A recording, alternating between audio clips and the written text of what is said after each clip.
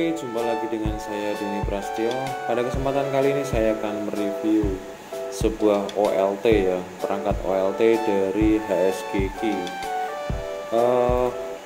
Ini saya beli yang 4 port ya, 4 port pun dan 4 port uplink by SFP dan 4 port link by kabel LAN ya. Oke.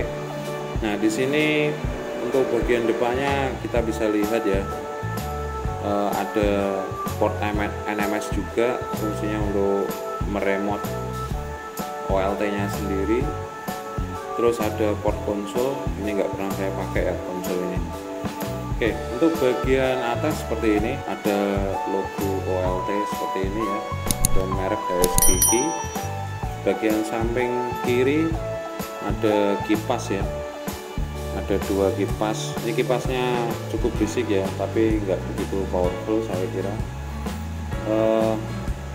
Untuk bagian belakang di sini ada power AC input 100 sampai 240 volt, 50 atau 60 Hz. Di sini untuk grounding.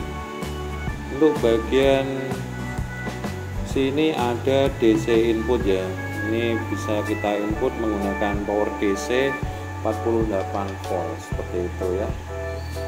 Untuk bagian samping kanan ini ada rongga-rongga pembuangan udara seperti itu atau ventilasi. Oh ya, untuk OLT ini juga sudah support rack mount ya. Di sini ada baut kiri kanan untuk memasang rack mount seperti itu. Oke, untuk bagian bawah ada keterangannya seperti ini. Nah, kenapa saya memilih OLT tipe ini ya? Yang pertama ini, oh iya, ini OLT nya tipe Kepon ya, bukan Kepon. Tipenya sendiri HSGQ E04R. Nah, kenapa saya memilih ini? Soalnya OLT ini sangat powerful ya. Saya kemarin sempat ngecek review, kalau nggak salah daripada Yoso atau merek lainnya itu masih mending HSGQ ya. Dan ternyata sudah saya buktikan, itu saya sudah membeli 3 OLT dan semua menurut saya sangat lancar ya, nggak pernah ada kendala. Cuma kemarin itu ada kendala di sistem pendinginannya ya. Ini memang kipasnya kurang maksimal, jadi kita harus bongkar bagian atas ini, lalu kita kasih kipas output ya buat ngeluarin udara dari SFP ini. Soalnya suhu SFP ini cukup sangat tinggi ya. Kemarin rata-rata sekitar 50 derajat sampai 60 derajat ya. Jadi kalau kita nggak buang panasnya itu, OLT nya nanti akan hang seperti itu, atau redamannya nanti nggak stabil. Oke. Oh iya, di sini juga ada tombol reset ya di sini. Nggak pernah saya pakai untuk selama ini, soalnya nggak ada keluhan ya OLT saya. Kenapa di sini tipenya E04R? Soalnya di sini 04 itu ada 4 pon ini, dan R-nya ini untuk tombol reset itu. Jadi untuk tipe yang E40 lainnya itu nggak ada tombol resetnya seperti itu ya. Oh iya, kita lihat OLT yang sudah berjalan ya. Nah, ini OLT HSGQ yang sudah saya jalankan lebih dari 1 bulan ya. Ini baru kepake 2 port. Lalu untuk atasnya ini, nah ini sudah saya modifikasi ya kemarin ya. Sini 4 port sudah terpakai semua, dan user yang make itu sudah lebih dari 200 ya kalau nggak salah.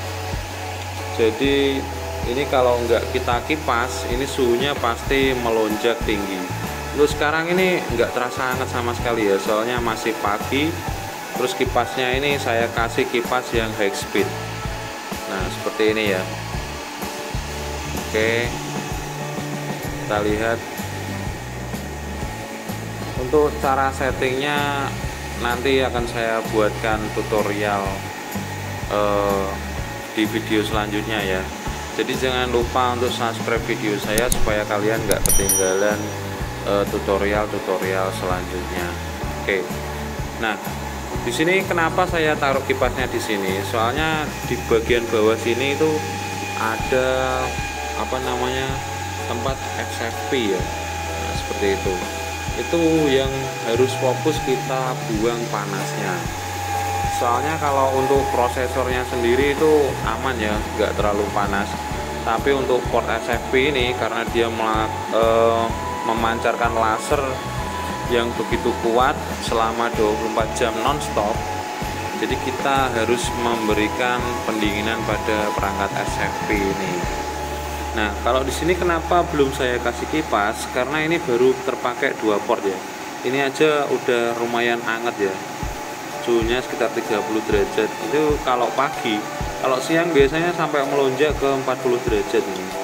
Baru terpakai 2.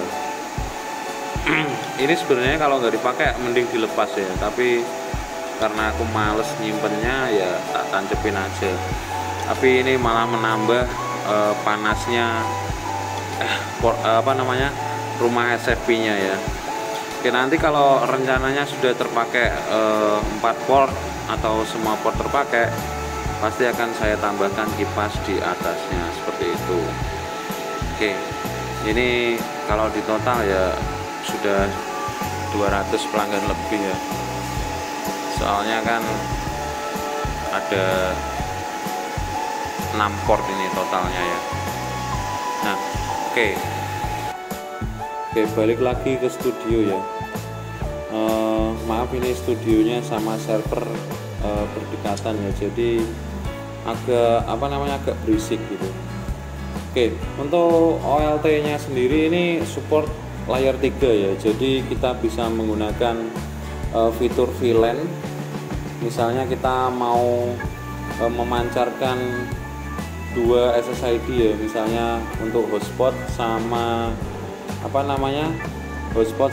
PPOE itu bisa jalan pada satu modem, jadi kita lebih irit ya. Oke, layar 3 support, bisa dual SSID untuk PPOE sama untuk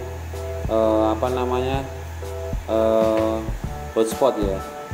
Oke, lalu setelah itu setiap portnya ini itu mendukung 64 klien ya, setiap portnya ini.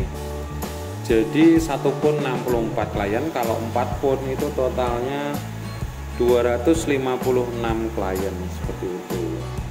Jadi ini cukup banyak ya, satu ini bisa satu kampung lebih lah ini untuk satu OLT ini. Untuk remote OLT ini menggunakan pemrograman berbasis web ya.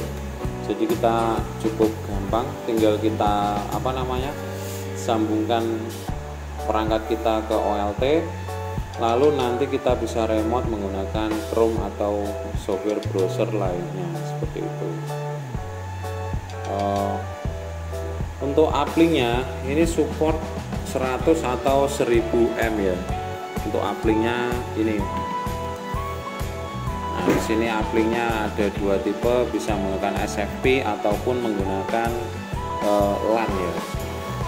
Ini bisa sampai 1000 atau 1G. Kalau untuk 250 klien nggak sampai lah 1G. Jadi ini uplink-nya cukup ya, sudah cukup banget. Lalu, nah kelebihannya OLT ini support banyak sekali tipe atau merek ONU ya, atau ONT, atau kita bisa menyebutnya modem seperti itu. Kita bisa menggunakan ONT merek ZTE, merek HSGG sendiri, ada juga merek Huawei juga bisa, asalkan ONT itu sudah menggunakan, asalkan ONT tersebut bertipe EPON atau Xpon ya. Xpon itu bisa digunakan ke OLT EPON maupun GPON seperti itu. Saya pikir Untuk reviewnya sekian dulu ya. Nanti untuk cara settingnya atau review tentang gimana sih kalau digunakan lebih dari 200 klien itu nanti akan saya review lebih lanjut ya. Makanya jangan lupa untuk subscribe video saya supaya kalian gak ketinggalan video saya selanjutnya. Jangan lupa like juga video saya, karena dengan like kalian itu saya lebih semangat lagi untuk membuat video-video baru lagi seperti itu. Oke, terima kasih dari saya. Wassalamualaikum warahmatullahi wabarakatuh.